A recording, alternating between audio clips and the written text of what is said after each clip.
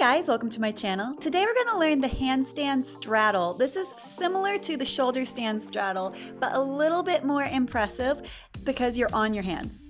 Surprise, it's a handstand. This is another move that may look like a big split, but you actually don't need to be very flexible to make it look great. I'll also show you how to transition out of it onto the top bar and onto the bottom bar so that you have more options for your choreography. But before we get started, please take a minute to subscribe to my channel. It really helps me out. Plus, I have lots of great aerial content over there, including tutorials, stretching and conditioning videos, and a really great community of people. So make sure you check it out and subscribe. Here are some pro tips to help you out. First pro tip is to keep your elbows nice and close to your body. You're really squeezing your arms in as close as possible to your chest. And while we're talking about arm placement, keep your hands just in front of your armpits or your shoulders.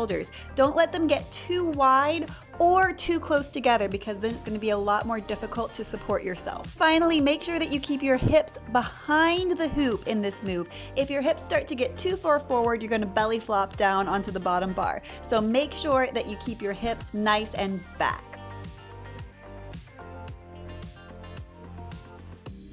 Start by switching your head and shoulders to the back of the hoop and placing the bottom bar against your chest.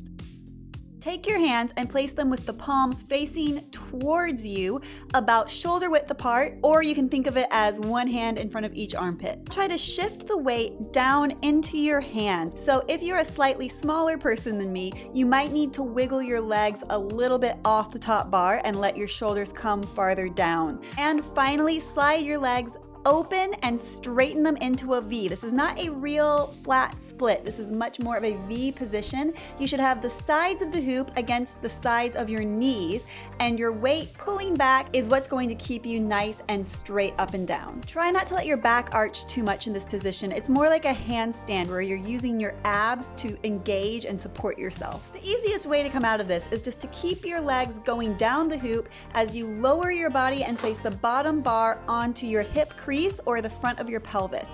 This can feel a little scary the first time because you don't really know where you're going until you get there, but after you've done it once or twice, it's going to feel really easy and simple. If you're feeling a little nervous about opening both legs at the same time into the split, you can try one leg at a time. This also works. I find it more difficult. I prefer to do both legs at the same time, but one leg at a time is an option, so give it a try and see if it works better for you.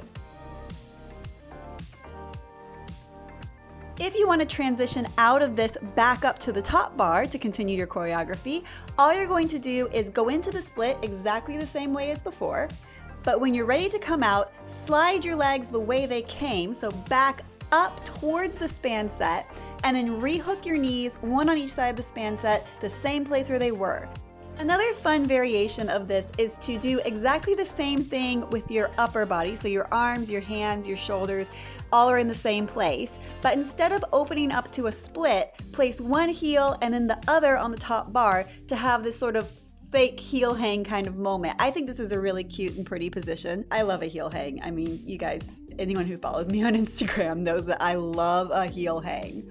Here it is at real speed so you can see how it all works.